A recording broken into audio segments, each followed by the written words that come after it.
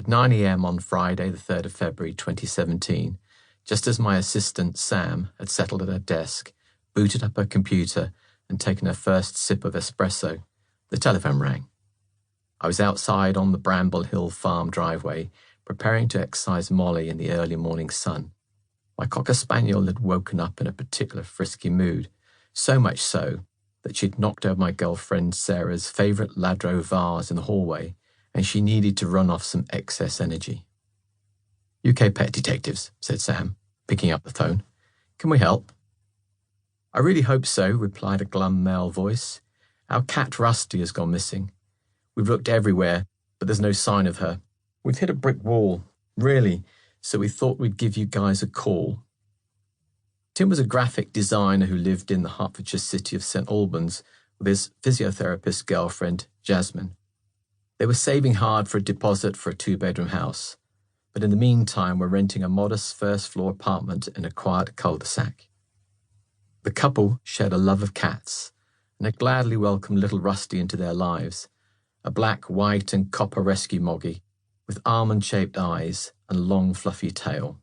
Since the flat was pretty cramped, many of their personal belongings were still boxed up. They often let their cat outdoors. There she'd mooch around the crescent, lazing on driveways and sitting on doorsteps, neither straying too far nor staying out too late. The previous Friday, however, Rusty had failed to turn up for her weekly treat of steamed haddock. She adored her fresh fish, and her owners were totally flummoxed. It's just so out of character, Tim told Sam. We spent the whole weekend searching in streets and gardens. We've even printed out leaflets and posters. But she's nowhere to be found. We are at a total loss.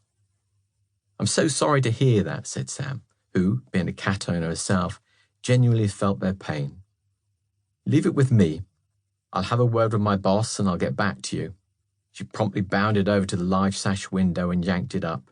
Colin, she yelled, causing Molly and me to stop dead in our tracks as we strode towards the meadow. Make sure you pop in after your training session. Think I might have found Molly's first proper job. Fast forward half an hour and I was sitting in the office discussing Rusty's disappearance with Sam while a bushwhacked Molly enjoyed a snooze.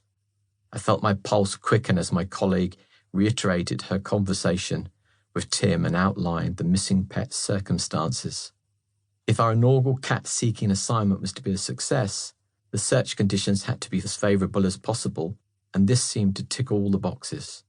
Firstly, Rusty came from a single cat household, thus enabling me to obtain a decent hair sample and giving Molly the best chance of isolating the scent and matching it to the lost cat. Secondly, the puss had been missing for less than a week, which increased the likelihood of finding her alive. Also working in our favour was the fact that the weather was calm and settled, unseasonably so in fact, for early February. Any excess winds or any form of precipitation, rain, snow or mist for example, would dilute the cat scent and would interfere with my dog's ultra-sensitive nose. Luckily, as a former serviceman, I was well versed in all things meteorological and geographical. Prior to my long career in the police force, I'd spent over a decade in the Royal Navy, which had prompted a serious interest in weather, climate and coastal navigation. I had studied all subjects ferociously in my cabin on HMS Illustrious, expanding my scientific knowledge on air masses, frontal systems and cartography, for instance, and had become something of an expert. Little did I know then how useful this knowledge would become in the world of pet detection.